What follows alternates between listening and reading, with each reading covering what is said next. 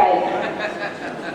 Throughout the day today, we have been listening to all experts who came and shared their knowledge on how they use technology in their businesses and how they have moved to cloud or in various stages of moving to cloud, what are the different hybrid cloud, multi-cloud options available, and we had so much of information to gather. I am also from one of the products, which is a Site 24/7. Site 24/7 is again cloud-based monitoring solution, all-in-one IT monitoring solution that does monitoring of your websites, your applications, and infrastructure all in one console. So you must be wondering, I'm going to go into details, which I'm not going to do now, because we have a session tomorrow where we'll be getting into details of the product. So what I'm going to do here today is talk something in general. So we have seen some stats as well from previous speakers. In India, if you see, there are millions of businesses that are born every year in various fields, various domains, and they're all in different stages of digital transformation wave. So what does it say? It's a very competitive market out there, right? So I'm going to give you some points which I think will be helpful to survive and thrive in this competitive market. You're all with me? Yeah. I'm going to talk about 5 different points here, so I hope it makes some sense. First, when you have in your business, when you have to embrace technology, what is that you will be focusing on? Is it implementing technology as such or adding true value to it? So that's my question to you. 2,500 years ago, this was how mankind was communicating. You have to walk, you have to run from one place to another, and you have to carry the message along with you. So if you have to carry the message faster, you have to run faster. If you fall down, the message gets delayed. So if you have to reach it really faster, you have to run the marathon. So I think you all know that first marathoner who ran in the city of Marathon delivered the message and died. Almost on the verge of half a day he was delivering, he died. He was a Greek soldier. That's when this marathon itself started picking up. That was 2,500 years ago. Then we started domesticating 4-legged horses. We thought we could go faster in these, using these animals. We used them for communication. And then came this Morse code. 200 years ago, with the advent of this Morse code, we were able to communicate at the speed of light across continents, across countries, very quickly. That's how messaging was getting transferred. This required a lot of cable layings across the globe. So it was during this time, this one time period in Germany, between Brussels and Aachen, the cable couldn't be laid. There were some mountains or some government issues, the cable was not laid. All along the left of Brussels and the right of Aachen, the cables were laid. But one person, he didn't want to stop from making this communication happen. He wanted to deliver messages quickly, even between these two cities. You know what he did? This is what he did. So he used pigeons to transfer data. The information had important stock values. Those were stock market values which had to reach to the other part of England quickly before the values got changed. So the communication between Brussels and Aachen was using pigeon birds, and the rest of the Europe was using cables. This led to the invention of a company itself. You all remember what company is that? Reuters. Even today, this company is believed to be the one for instant, reliable messaging across the globe. So why am I saying all this is, so did it stop him from, there was no cable, so I will wait for the cable to be laid. That was not the case. He wanted to add value addition to the customers, and he went on to think how he can do it. So when you're implementing technology, that could be some bottlenecks. See how you can overcome them. See them as challenges. See the challenges as how you can overcome and add true value additions. Okay, leave Europe or Brazil, Germany. Even in India, in the first railway line was laid between Mumbai and Thane. There was a mountain and the tunnel was not done. The Britishers did not stop. They used balloons to transfer passengers from one side of the mountain to the other side, and then the journey continued. So all these are just examples to say how you have to add value addition to your business. So when you are embracing technology, don't be obsessed with taking the breakthrough or pioneering and revolutionary technologies. Instead, see how you can bridge the past and the future. Look back as well as look forward and try to balance the old and the new. Because we all come with that cultural background. See, that there are a lot of businesses that can be born from where you come from. The heritage, carry it along and try to take it along in your business. We will be able to give the true value addition to our end users. So that's the first point that I wanted to talk about. So the next point is about, then you have to, now we are all talking about automation. So we all want to automate things, whatever is there, just automate, get it quickly done. So do you want to just automate or completely reimagine? I'm just putting these questions to you, so you can just think through. So what is expected of a typical business application? There are typically different steps in it. First, you have to model an activity, you have to have a blueprint, you have to have a flow chart of what all you want to do, and then aim for bringing it to a standard. And then you want to reduce the errors in the system so that you can free up some time and take up more activities. So this is a typical model. So when you have a blueprint or when you have a workflow to do, suppose if your workflow is like this, don't blindly go about automating this workflow. Think, is this really needed? Ask these questions. Can some steps be avoided? Why do I have to do all these steps? So all those questions have to be asked before going about automation. Because if you don't do this and try automating, we'll only end up in this story. I'm sure you all know this story, but I'll just take 1 minute to reiterate it because it makes sense in this context. A group of, show of hands, you all know the story? Yeah. So a group of scientists put 5 monkeys, a ladder, a banana, and a cold shower in a room. So the monkey then started climbing the ladder to take the banana. One monkey climbed, the scientist poured cold water on the rest of the monkeys. So the rest of the monkeys made sure that none of the monkeys climbed up the ladder. When one monkey goes to climb up, the other monkeys will beat it up and pull it down. So no monkeys dare to climb up the stairs. Then slowly the scientists, what they did, they replaced one monkey and put a new monkey inside. The new one, as it came inside, very much like towards the banana, it started climbing up. The other 4 monkeys started beating it up, it came down. Then the second monkey was replaced. Second monkey started climbing up. The original 3 monkeys and the new monkey who had come in also joined them in beating the second monkey to pull it down. Slowly all the monkeys were replaced. Now, they don't know why they are doing it. But whenever a monkey climbs, the rest of them will go beat it up and bring it down. They have not received any cold shower yet. All of them are replaced with a new monkey. But when you ask, they say, I don't know. That's how it has been done all along. So we keep doing. So that's what will happen if you go about blindly automating things without looking into why we are doing it. So please don't do that. So this makes sense. So I just said, even if it's a long story, I just brought it here.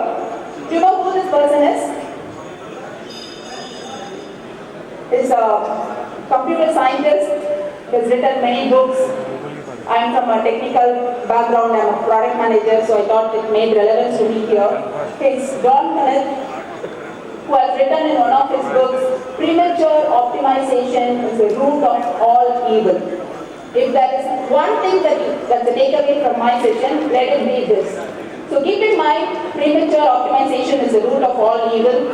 So think through if the optimization or automation is really needed. Don't go and do blindly because everybody else is doing it. That will only end up in problems for your business. So that's the second point. Moving on, in your business, when you select the tools that you want to use, do you have lonesome tigers, multiple lonesome tigers, or a pack of wolves which work together? Working together is important rather than piecemeal technologies. So I've been in this industry for the past 20 years. So I went and I made this survey among my friends who are there in different organizations. I asked them how do companies use technologies to run their business. So I just did a quick survey. I said I'm collecting this data for a talk of mine. So can you just tell me what all tools you use for project management or email or invoicing, CRM, technical support, word processing. So I collected all this information and the answers, I just categorized them as to how technologies are being used, and almost the same thing was being discussed in the earlier panel discussion as well. So that's the thing in coming last to the stage. Most of the points you have are being already talked by other people. I don't know, I don't have anything new, so I'll have to go ahead with the same thing. So they gave me these answers. So when you take various things, you take email, they had some 4-5 different vendors that they are using. You take document editing, they had different providers. Document sharing, CRM, technical support, or for your IT monitoring needs. So people had different tools that they have been using. So if I have to make some sense out of it, technologies in business could be classified or grouped like this. Some of them are partly cloud. So the newer persons, the newer startups who are coming up, so they are all trying to build it on the cloud. Some of them are partly on-premise. There are still on-premise solutions. People haven't moved to the cloud. They want to have their data in their own data center, in one corner of the room, in one corner of their own office. They don't want to move it to the cloud. So there are still businesses who have it like this. Some of them are homegrown. There are still legacy systems which doesn't follow any standards, and they use monitoring or any tools. They have to build it themselves and still maintain it. Homegrown systems are there, but the majority of them said apps from multiple vendors. So find out, that's the general tendency. Find out who's the best player in this market. Let me use them for that particular segment. Find out who's the best player in email or even in monitoring. If you take the various players for website monitoring, people end up using the best player in website monitoring. For your application monitoring, you take the best player in that segment and use. For your infrastructure monitoring, you take the best player in that segment and use. But remember, you need to have, if you have to make some sense out of all the data that you collect, you need to have all of them in one single console. So people end up integrating all of them themselves and end up getting into complicated systems. So apps from multiple vendors, there are 17, 18 different problems which I can talk for hours. I'm not getting into details of that. That is typically like a hodgepodge. So this is how it will be. When you try using apps from multiple vendors and try to run your business, each one will go in its own direction and I don't know where it will take you to. So be careful in choosing the tools that you want to use for your businesses. Choose tools, try to choose. There are many vendors, but look what is suitable for your business use case and choose tools accordingly. So the success of a set of tools depends not on how well they work. It only depends on how well they work together. So see if you are able to choose a tool that has these capabilities. So that's point number 3. So the fourth point is about what are we targeting to do. We have been very much into doing historic analysis, or we want to do predictive analytics. This is more about AI, and I'm sure all the other speakers have also talked about AI. So I'll just give my interpretation of what I want you to focus on in this segment. Remember to log and audit. Security is very important. There are other experts who talk about that as well. So you want to know who's doing what on the data. So log and audit, record everything which is important, both for your business as well as for compliance perspective. Each and every country is coming with its own compliance and laws. India has its own set of law. For Europe segment, we have a GDPR law. Even in Europe, for different countries now they are coming up with different laws. So how are we going to survive in that market? It's very essential for us to log and record everything that is being done. And it's also important for you to plan for AI. So if we have to talk about AI, there are three important things in an AI. First is data. Data is actually available in abundance now. We are in the world of big data, we call it. The mobile that you have in your hand, knowingly or unknowingly, you are sending data to all the providers whom you are using. How many times have we read through all the terms and conditions before we say agree, yes, I agree? No, we just at least I'm sure many of you will agree with me. So at any point in time, where you are, what you are using, who are your competitors, who are your friends, who are your enemies, all this data is available with our vendors, the tools that we are using. So the data is more like the fuel for the engine. It's available in abundance. And we also have processors. The processor is like the engine. The processor now, there are various hardware level tuning and processing are coming into picture. Like we were talking about once upon a time, like CPUs, now GPUs, graphic processing has come. There is so much speed in processing your big data. And the algorithms, that's like your steering wheel. There are AI, ML, machine learning, deep learning algorithms. All these are available in abundant today. So you have to take care of your predictive analysis because that's where the world is moving towards. It's important for you to plan for your AI. So plan for your AI so that you can take care of futuristic prediction. So at what time? Maybe for your New Year sales, if you have a business, it's an online portal, you need more missions for that. There are tools that can predict you and say you need so many more systems. So take or adopt such tools and plan for AI in your business. The last point is about how are you going to face your customers or competitors or for that matter internal users itself of your products in your organization. Are you going to face the heat or are you going to remain cool? So what I have here is for any organization, when you have to use a technology, it's not that you just purchase the technology, you just build on it and sit back and relax. That's not the only thing that is needed. The main thing that there are three things needed again here. The first thing is integration capabilities. The tools that you are using, when you purchase a new tool, you will already be having another old tool. So it must be able to import the data or export the data. There has to be integration so that you will be able to have a wholesome view of the data and make some meaningful insight out of it. So integration is important. And second one is customizations. All of us want to do at least some amount of the UI has to be in sync with your team. You may not want some portion of the tool, so there must be option to hide it.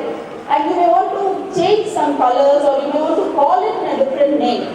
Maybe you want to call the customers as users in your portal. You may want to call a ticket by a different name. So there must be options for customizations in the product or in the tool that you are using. Customization is very important. The third one is extension. We are in the era of citizen coders. So nobody wants to just take the product and use it. They want to extend it, write on top of it, write their own module. I don't want this UI in this way. I want a different graph. I'll use API and fetch the data and do the graph myself. So that's what it is. That's the era we are in. So the tool must have the capabilities for extension as well.